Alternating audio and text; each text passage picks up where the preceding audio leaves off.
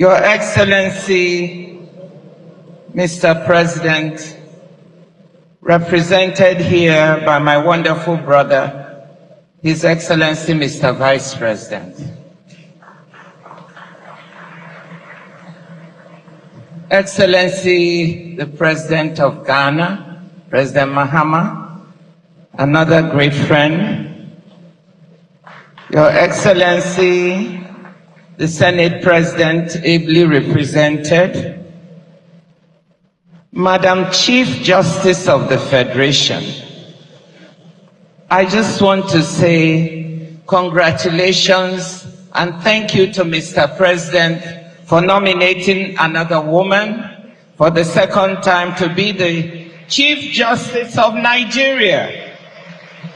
I hope the interim title will disappear and it will be made permanent. The Honorable Deputy Speaker, ably represented, the Governor of Lagos State, Governor Sanwo-Olu, and the Governor of Plateau State, Honorable Ministers, especially the Attorney General, who has a difficult job, or someone has to do it, the traditional rulers, in particular His Royal Majesty, the Ooni of Ife, ladies and gentlemen, a special shout out to NBA members. Now, I have to do something because my brother, young brother here said that I'm from Delta State, which I am. But if I don't do it, I might be divorced by the time I get home. So I want to do a special shout out to all NBA members from Abia State.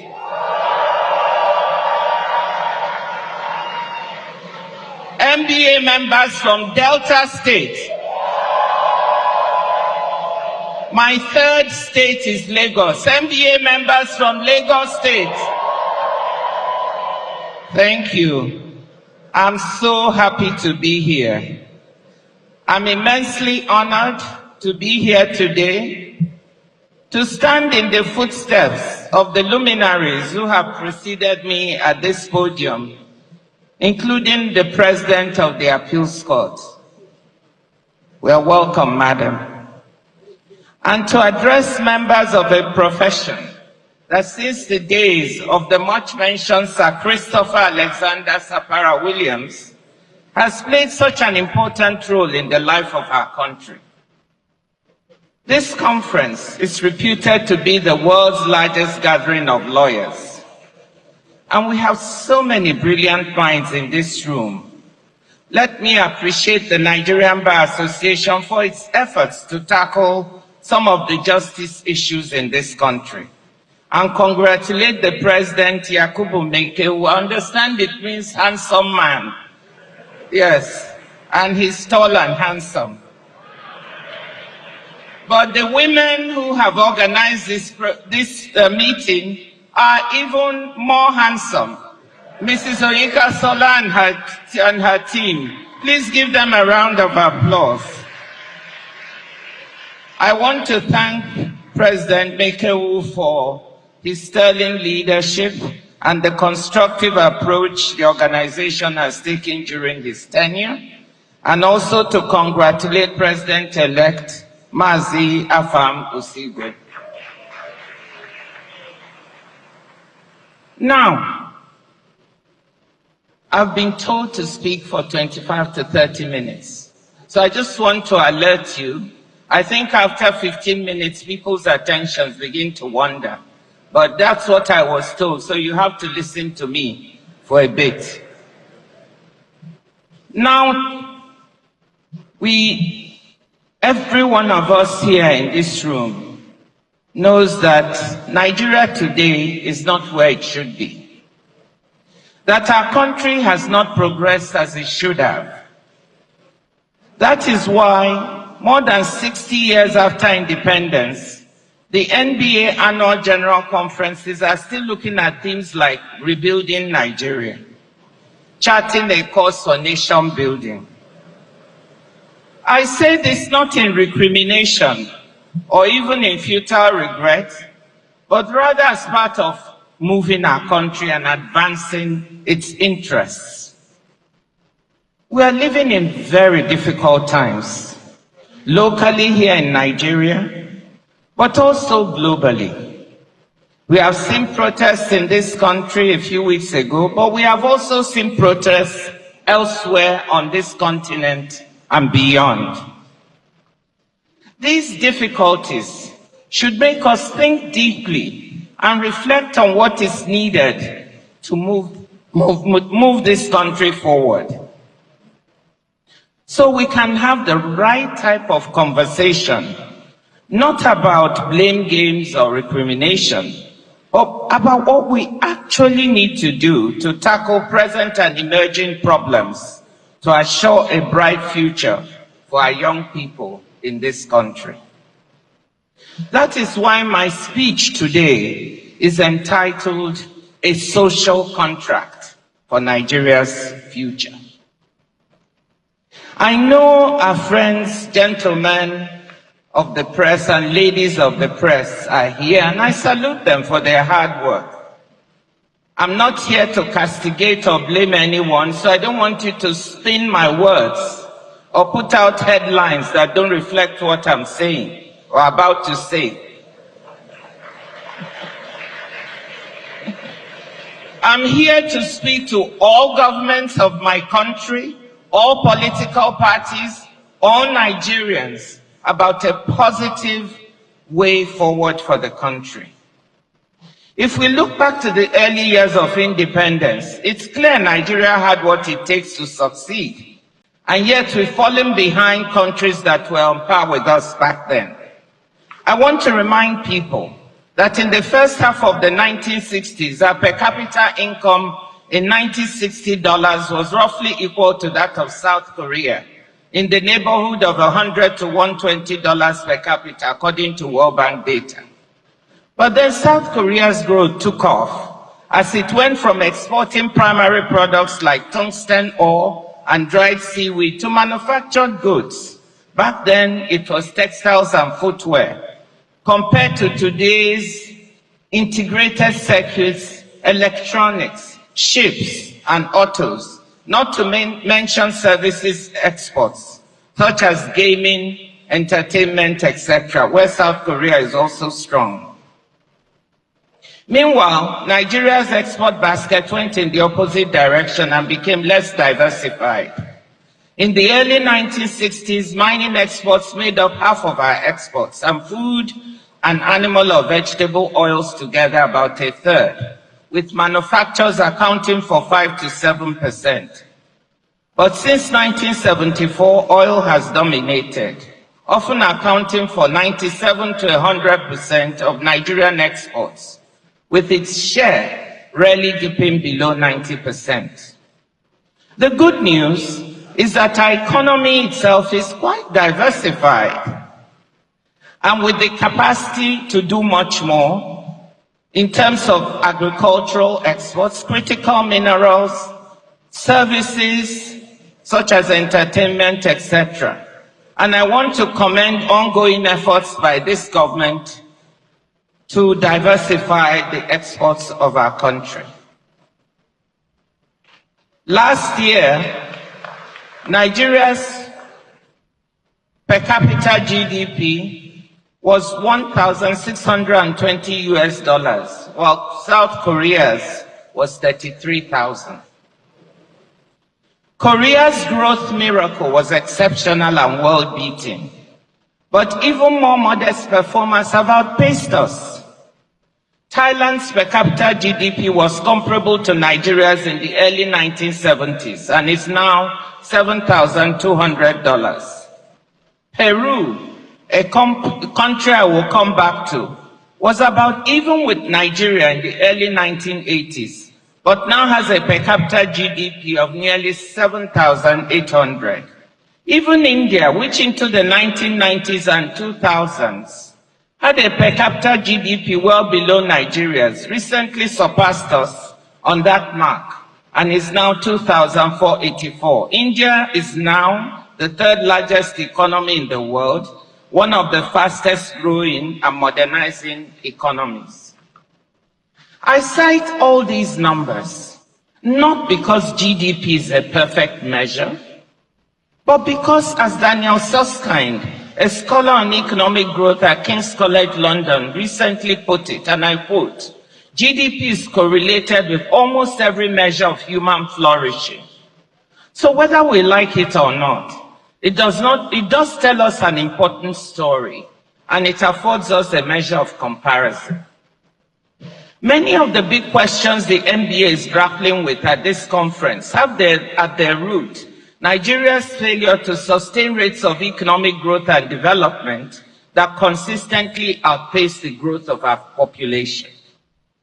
We have had episodes of reform and faster economic growth that were not merely a function of the price of oil, but we were unable to consolidate and build on them.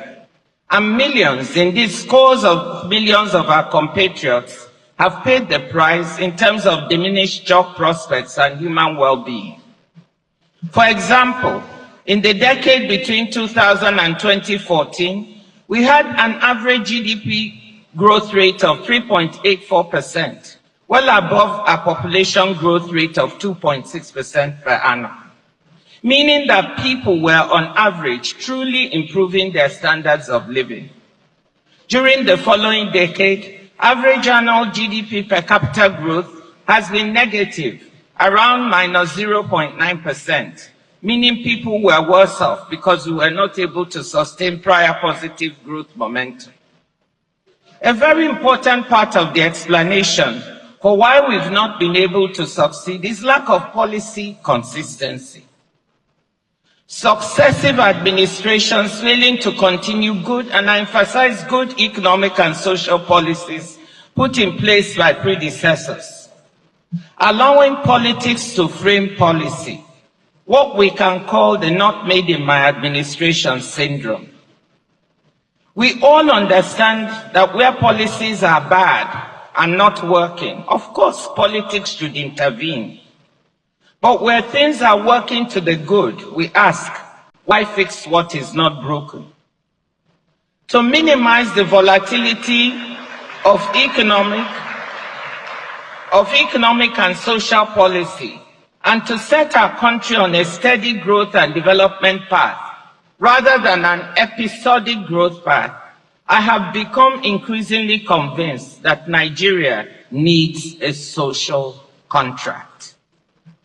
By this I mean a fundamental cross-party, cross-society agreement that certain things in the economy, in the country, in policy and in society are sacrosanct and shall not be touched or changed when administrations change.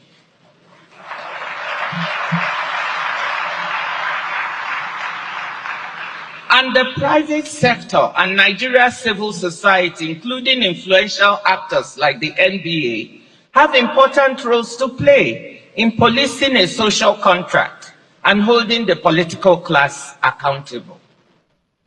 The idea of a social contract dates back at least a few centuries when philosophers such as Rousseau, Locke, and Hobbes spelled out the notion of a compact, formal or implicit, defining the rights and duties of rulers and the ruled. A more focused definition for our purposes comes from the former head of the London School of Economics and the former president of Columbia University, my former World Bank colleague, Minu Shafiq.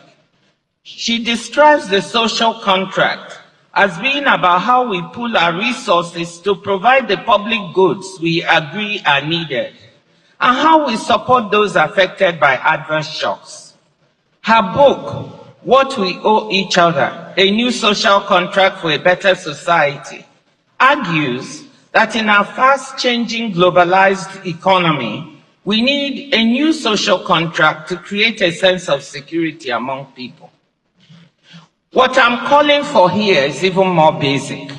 I'm saying that all major actors in the governance of our country should agree on some basic parameters for security, macroeconomic and social stability, and the enabling environment for future dynamism and growth of our country.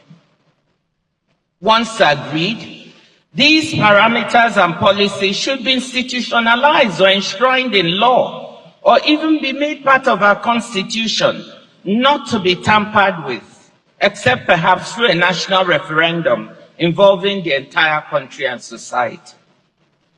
My convictions on Nigeria's need for a social contract were reinforced recently when I was in Peru on an official visit.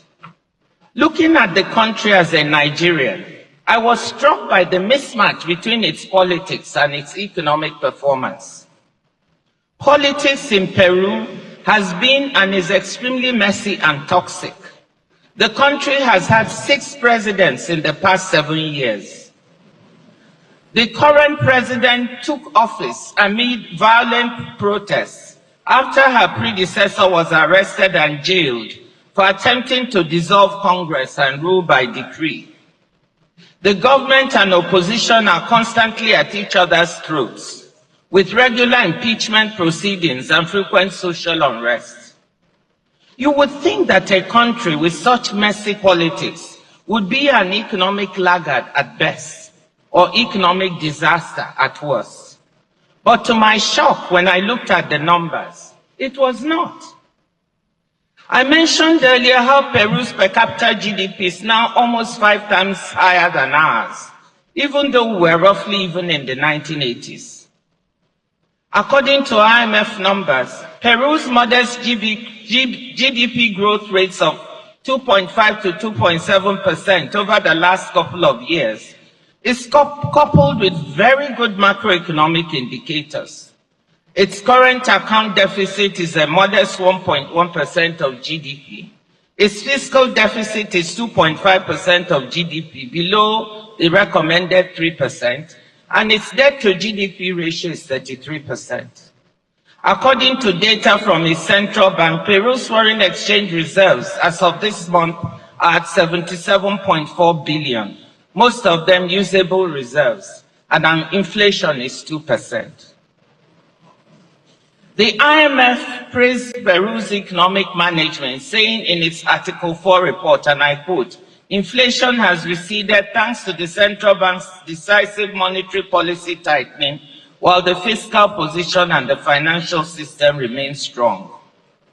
With respect to macroeconomic fragility, Peru has ample buffers to cope with adverse shocks, including relatively low public debt, abundant international reserves, and access to international capital markets on favorable terms, unquote. When I asked top officials in the country, how come the economic performance is so good in the face of such political turmoil, they said that Peru had learned lessons from its past unfortunate economic experiences, and there was now a kind of implicit social contract that certain aspects of economic and social governance must not be touched. Peru learned the lessons of its lost decade of the 1980s and put in place an ambitious series of structural reforms, including the policies and institutional frameworks that help the country navigate difficult times. In 1999, it introduced a fiscal rule, placing agreed limits on fiscal deficits and public expenditures, along with an escape hatch for economic emergencies such as COVID-19. Certain forms of expenditures for social goods, infrastructure maintenance, and security were exempted from the fiscal rule, but managed transparently. On the monetary side, Peru in 2002 made its central bank independent and formally introduced a 2% inflation target, plus or minus 1%. Peru's reforms laid the foundation for years of stronger growth and poverty reduction. Even though growth lost speed after 2014 amid declining mining prices and slowing external demand, per capita incomes increased by a factor of 3.5 in the 20 years after 2002. Lifting the country to upper middle income status. The central factor underpinning the performance was the implicit social contract that the policy reforms put in place that strengthened institutions should not be touched. For us as Nigerians, the real surprise must be that Peru's different political parties, for all their vicious opposition to each other, broadly supported the hard-won structural reforms and honored the fiscal and monetary policy frameworks when in power. They accepted that certain things should be respected for the good of the country and should not be played with, no matter how rough the politics. That cross-party commitment to strong macroeconomic foundations is something we need in Nigeria. During President Obasanjo's second term, we carried out strong structural reforms very similar to Peru's. A $30 billion external debt was cleared, that was mentioned earlier. The central bank was made independent. The multiple exchange rate regime became a thing of the past as a flexible, rational, managed float regime was put in place. An oil price-based fiscal rule was also put in place, along with a medium-term expenditure framework, leading to a strong accumulation of savings and foreign exchange reserves. We discussed and observed national guidelines to enable sustainable debt levels, with a target for debt to GDP ratio not to exceed 33 to 40%, suitable for a country at Nigeria's stage of development, and debt service to revenue ratio not to exceed 33%. Actual debt to GDP and debt service to revenue numbers were far below these national guidelines. These policies were maintained under subsequent administrations of Yar'Adua and Jonathan, and even more reforms were carried out to strengthen and modernize the economy. Strong social safety nets were built, well-targeted social programs such as Shopee, You Win, and Saving 1 Million Lives, the latter targeting pregnant women and children. Am I saying that these administrations were perfect? Of course not. They had their problems, imperfections, and challenges. And as a finance minister, I was part of struggling with those challenges. But there was a consistency of policy that led to the economic numbers I quoted earlier in this speech. What I'm saying is this: maintaining good economic and social policies, that is, maintaining policy consistency, and adding more reforms on top of that, will lead us along the path of good progress that we all desire.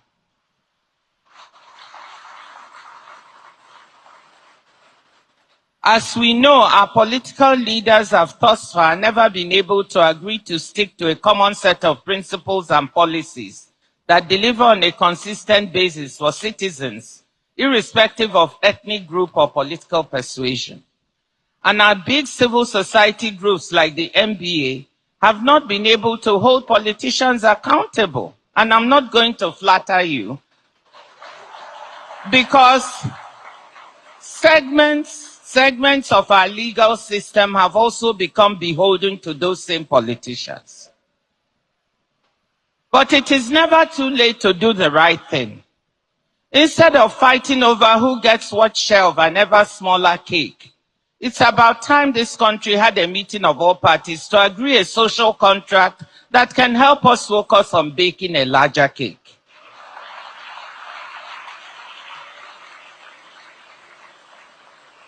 I will devote my remaining remarks to looking at potential elements of such a social contract. In line with my comparative advantage as an economist, I will focus on economic policies, though I'll offer a few thoughts on related areas as well. Note that I'm not trying to be exhaustive on what constitutes a social contract, just to give you some examples. Let me say here that trust will be a prerequisite for any social contract for rebuilding Nigeria, meeting our economic development challenges and building a brighter future for the rising generations of young people. All political parties, all ethnic groups will have to honor this contract, no matter who is in government. The importance of trust in our country, given its size and diversity, has been clear since day one.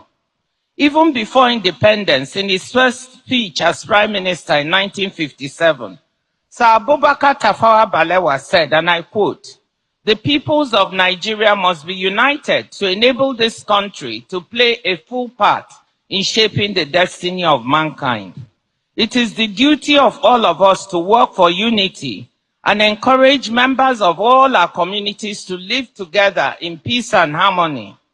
The way to do this is to create understanding, mutual respect, and trust." This is Sir Abubakar Tafawa Balewa in 1957. Trust comes not from words, but from deeds.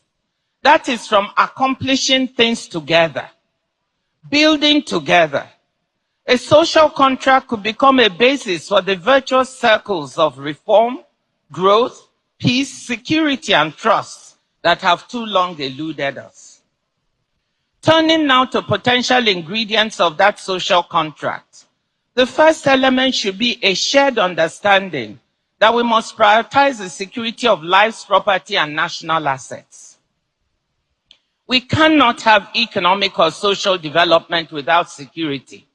And we certainly cannot have security without development. We all know that.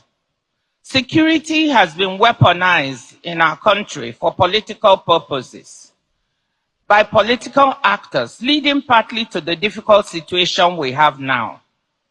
We have politicians who believe that the best way to make their opponents look bad is to instigate insecurity, making it look like they can't govern, regardless of whether this leads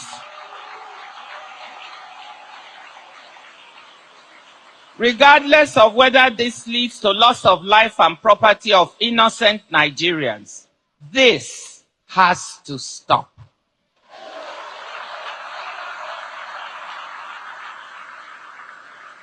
A second aspect of security relates to security of national assets.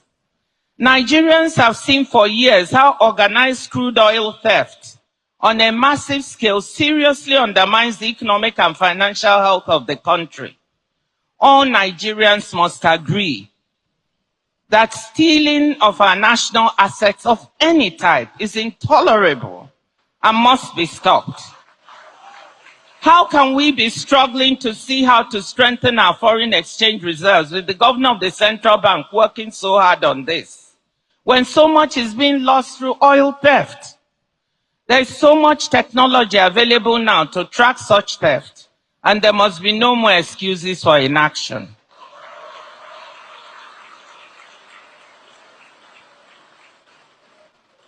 Theft of electricity cables is another rampant and very dangerous form of pilfering of national assets.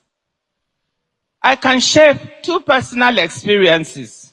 2 weeks ago, the cables near our house in the village, in Omoda Isingu, were caught, depriving our house and all the other houses in the village of electricity. They were caught and stolen.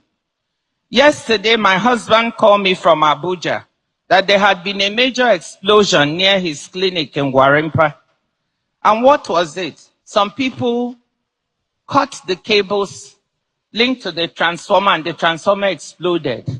They barely escaped with their lives. This kind of taking and stealing of national assets is unbelievably dangerous for those doing it, and it must be a mark of desperation and failure to see the bigger picture that leads people to do this. I'm pleading with all Nigerians that this has to stop. It's even endangering your own life to engage in this type of act. The second element of the social contract involves the basic organs of the economy. They should be left to work so as to produce the best economic and social results for the country, as I described in the case of Peru. First, we must continue to support the central bank and its work, and support its independence. No one should try to tamper with the central bank, asking for manipulation of interest rates or the exchange rate. Do not use the central bank as a fiscal agent, asking for printing of naira beyond agreed ways and means limits, as this can fuel inflation. Fundamental fiscal and financial rules should be respected once they're on the books. Respect the use of the oil price-based fiscal rule that allows the accumulation of reserves and savings in good times to be used to cushion bad times. Respect the agreed budget deficit. Keep it as close to 3% of GDP as possible. Limit non-transparent extra budgetary spending. Spend through the budget. Stick to transparency of FAC allocations and state and federal budgets so that citizens have a clear view of how their money is being spent. Do not exceed sensible limits for public debt as a percent of GDP. For an economy at Nigeria's stage of development and given its vulnerability, debt to GDP ratios should remain well below 40%. Debt service to revenue, we should strive not to exceed 33%, so as not to crowd out operational and capital expenditures. Budget on the basis of a medium-term expenditure framework, so as to provide a sound, forward-looking platform for economic and budget management. Create an investment-friendly business environment, cutting down on bureaucracy, licensing and policy uncertainty, to encourage the domestic and foreign private sector to invest and remain in Nigeria. Respect of the above will ensure a sound macroeconomic framework with core economic management working on an objective basis to become a foundation for investment, growth, and employment. The third element of the social contract is provision of basic infrastructure services and a social safety net to catch segments of society that are super vulnerable. What is required is ongoing investment in and maintenance of the country's basic infrastructure assets for electricity, water, roads, and telecommunications. Nigerians don't expect much from government. We are used to sometimes being our own local government. But trust between those governing and those governed would be enormously increased if we had a better maintenance culture of the few infrastructure assets we have, and full transparency and information about when and how many hours a day, for example, we would not have light or we would have light, and information on why this is happening. Crafting and maintenance of social safety net programs for the most vulnerable, children and pregnant and nursing mothers. Work with states and local communities to ensure the truly vulnerable are reached. Conditional cash transfer programs can be some of the best means to do this, especially if coupled with biometrics. Community work programs for rural youth and entrepreneurship programs for young women and men, given the abundance of entrepreneurial talent in Nigeria. Part of a social contract must be continuous attention to youth unemployment and underemployment. Let me end my suggestions with a fourth element of the social contract: true independence of the judiciary and the Electoral Commission. All parties must agree that these institutions should not be tampered with, win or lose. As I said earlier, civil society, and in particular the Nigerian Bar Association, have a major responsibility to monitor observance of the social contract, especially the element of the Judiciary and Electoral Commission. The MBA should also be active in seeing which elements of the social contract can be institutionalized by codifying it into law or strengthening already existing laws, rules, and regulations. The MBA can even look at whether any part should be incorporated into our Constitution to make them less easy to tamper with. The legal profession, led by the MBA, should be at the forefront of guaranteeing the social contract. This would be in keeping with what you have been quoting here, and I have it in my speech, Sapara Williams' maxim that, quote, a lawyer lives for the direction of his people and her people and the advancement of the cause of the country. Now, I don't mean to oversell this idea of a social contract for Nigeria. I'm not saying it's a panacea that will suddenly cure all ills, but I'm convinced it will enable us to build a strong and stable foundation for Nigeria upon which it can thrive. A Nigeria of the future with steady and consistent growth and social development that will take us back to middle income status and beyond. Of course, we will also need to take other actions to improve our education and health system, nurture investments in physical and human capital. We will need to connect to the new and fast-changing world of technology. But believe me, I'm actually not worried about Nigeria's ability to catch up once the basic governance and economic and social foundation is there. We have some of the most creative, most intelligent, and most entrepreneurial people in the world. Some of them in this very room. That is why I'm always proud to be a Nigerian. Excellencies, ladies and gentlemen, let me conclude by saying that what I just laid out before you is not rocket science. Some of what we need to implement as part of the social contract has been done in past administrations, as I mentioned earlier. And some of it is being implemented in this present administration. But we cannot approach the social contract in a piecemeal fashion, a bit here and a bit there. It must be approached holistically, systematically, and consistently in order for it to work. All political parties and politicians, all Nigerians must agree that these elements we identify and others to be added as forming the social contract must be respected by all who govern, no matter their politics, for the good of those they govern. You, the NBA, the biggest gathering of lawyers in the world, the largest, most influential civil society organization in Nigeria, you bear a heavy responsibility to advocate for and ensure that this social contract comes about. My question to you is, are you ready? Thank you, ladies and gentlemen.